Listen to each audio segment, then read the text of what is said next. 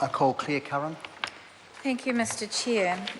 So speaking specifically to part one of the bill and with a couple of questions to the Minister on this, I too want to just refer initially to clause 6 and with some further questions around some of the implications of the changes that were made at Select Committee and in the bill, which is introduced. And as it says in the commentary to this bill, clause 6 extends the definition of construction work to include design, engineering and quantity surveying activities. And we recommended in the Select Committee amending that clause to add operations. And I do remember there was a reasonable extensive discussion about this 2 years ago when this went through the Select Committee.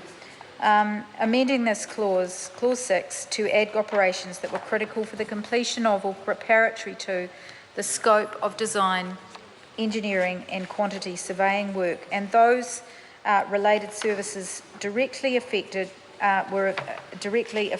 the quality of building work to benefit consumers if they were covered by the legislation. And we, in the Select Committee discussion, did not agree with the contention that extending the meaning of construction work would unfairly open up to adjudication persons who weren't party to a construction contract. I do remember there was pretty extensive discussion. There were submissions on this, and we came to the conclusion that under the Act, any dispute that required adjudication would be between the parties to the construction contract. But what I'd like to ask the Minister about is that, and I have been doing a bit further reading about this subsequently, is that what the bill's main purpose, which is about implementing stronger consumer protections, but it's also about the extending the definition of construction work and of course the retentions reform, which we're going to talk about in part 2 in more detail. But the whole idea of broadening the definition of construction work to include the work of engineers, designers and quantity surveyors, which are collectively consultants,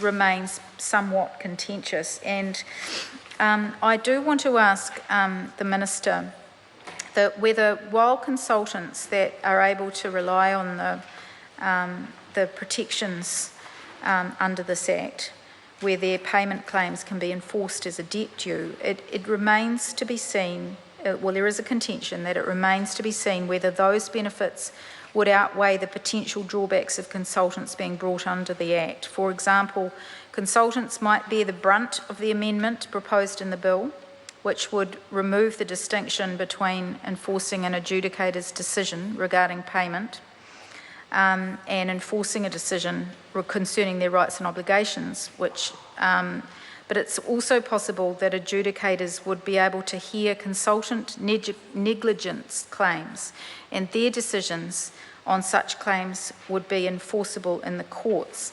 So one of the things that hasn't been defined in this bill is the terms design or engineering work and quantity surveying work.